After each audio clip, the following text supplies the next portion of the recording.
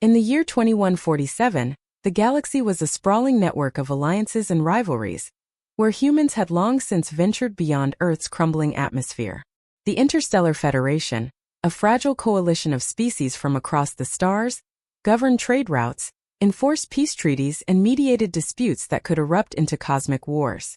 I, Dr. Alara Voss, was a xenobiologist specializing in symbiotic alien ecosystems. My work took me to the fringes of known space, studying organisms that could rewrite the rules of life itself. But fame in my field came with dangers. Rival corporations, pirate syndicates, and even rogue AI factions saw my research as a threat or a prize. It was on the orbital station above Zeta Prime, a barren rock teeming with bioluminescent fungi that held the key to unlimited energy regeneration, that my life changed. The Federation had deemed my expedition high risk after a previous team vanished under mysterious circumstances. "You'll need protection," Admiral Core had said during the briefing, his holographic image flickering in the dim light of my lab. "We're assigning you a guardian from the Silent Order." The Silent Order was legendary, a cadre of elite warriors from the planet Vorith, a world shrouded in perpetual twilight where evolution had favored telepathic communication over vocal speech.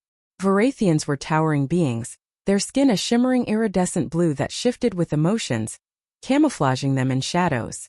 They took vows of silence upon joining the Order, communicating only through gestures, neural implants, or, in rare cases, direct mind links with trusted allies. They were bodyguards par excellence, loyal, unbreakable, and utterly emotionless in their duty. My assigned guardian arrived without fanfare. The docking bay doors hissed open, and there he stood, Zephyr, as his identity read.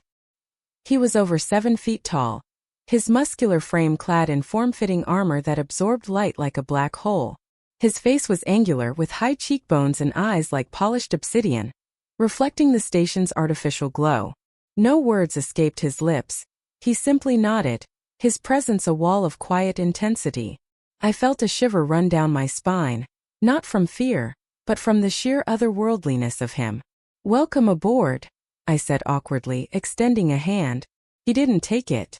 Instead, he placed a palm on his chest and inclined his head, a Vorathian gesture of acceptance. The neural implant at the base of my skull tingled as it synced with his. Basic thoughts could be shared. Commands, warnings, acknowledgements. But nothing deeper. Silence was his creed. Our first weeks together were a study in frustration. Zeta Prime's surface was a labyrinth of glowing caverns, where the fungi pulsed with energy that could power starships or mutate flesh in seconds. I led expeditions with my team, 2 assistants, a geologist, and a security drone. Zephyr shadowed me like a ghost, his movements fluid and predatory. He never spoke, never laughed at our jokes around the campfire module, never shared in the excitement of a breakthrough. When pirates ambushed us in the lower caves, he dispatched them with ruthless efficiency, a blur of energy blades and telekinetic bursts that left me breathless. He saved my life that day, pulling me from a collapsing tunnel without a word, his strong arms cradling me as if I were fragile cargo. "Thank you," I whispered later, bandaging a shallow cut on his arm. His skin felt like warm silk under my fingers, the iridescence rippling from blue to a faint purple. He met my gaze, his obsidian eyes unreadable, and simply nodded. The implant conveyed a single pulse. Duty fulfilled. As months passed, isolation bred familiarity. The team rotated out, but Zephyr remained, bound by his assignment until the Federation deemed the threat neutralized. I found myself talking to him during long analysis sessions in the lab. You know, on Earth we have these things called conversations. I'd say pipetting samples under the microscope. It's where people exchange words. Crazy, right? He'd stand sentinel by the door, his posture unchanging, but sometimes I'd catch a subtle shift in his aura, a flicker of amusement? Or was I projecting? One night, after a grueling day mapping fungal neural networks, I collapsed onto my bunk in the habitat module.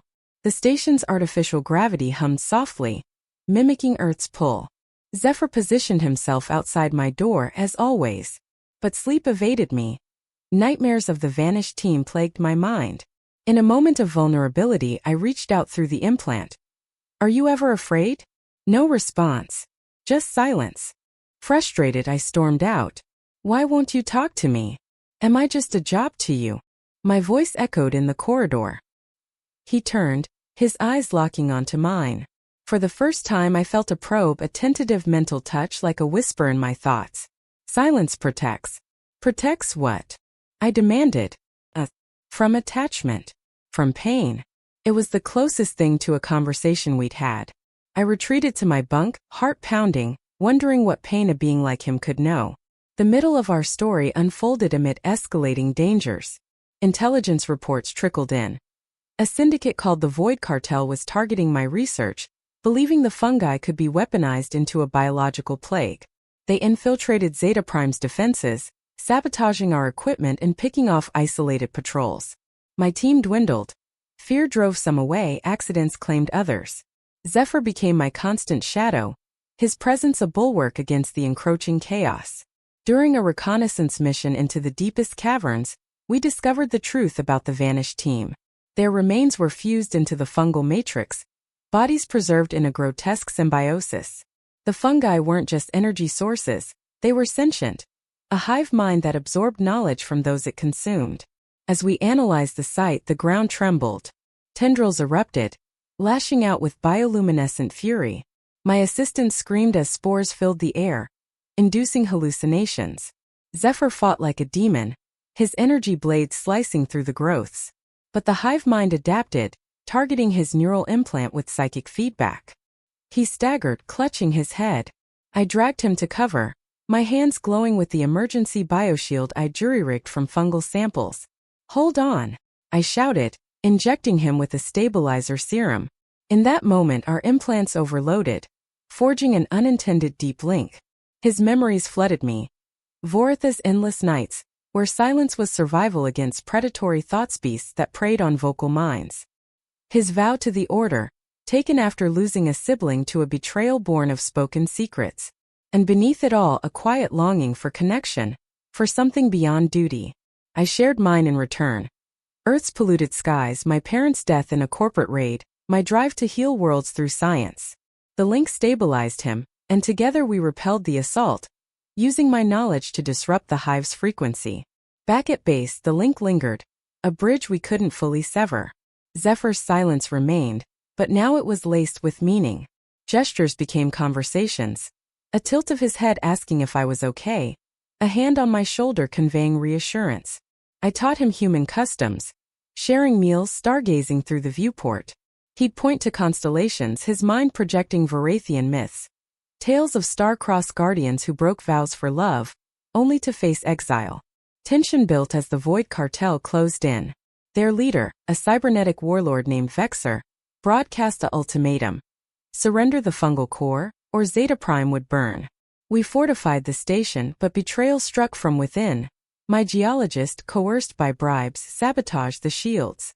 Alarms blared as enemy ships docked. The battle was fierce. Zephyr and I fought side by side, his telekinesis hurling debris at intruders while I deployed fungal-derived EMP bursts. In the chaos, Vexer cornered me in the lab, his plasma cannon humming. "Your research ends here, Doctor." Zephyr materialized from the shadows, tackling Vexer with primal fury. They grappled, energy crackling. Vexer landed a blow, shattering Zephyr's armor and exposing a glowing wound. Enraged, I activated the lab's containment field, trapping Vexer in a fungal cocoon that drained his cybernetics. As the dust settled, Zephyr slumped against the wall, his iridescence fading to a dull gray. I knelt beside him, hands pressing against the wound. "Don't you dare leave me," I whispered, tears blurring my vision. The link surged. "Not leaving. Not now." He reached up, cupping my face. For the first time, his lips moved, forming words in a voice like rustling leaves. "Ilara, I love you." The vow broken, silence shattered. Love had turned the Guardian into a partner. In the aftermath, the Federation arrived, securing Zeta Prime and hailing us as heroes. But Zephyr faced consequences. The Silent Order demanded his return for trial, his broken vow a grave offense.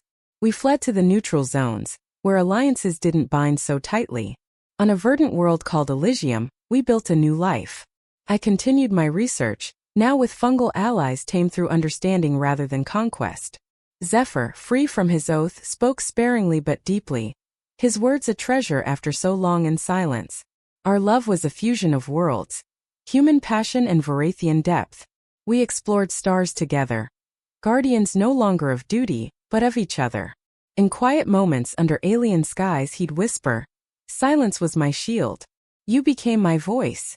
And in that voice we found eternity.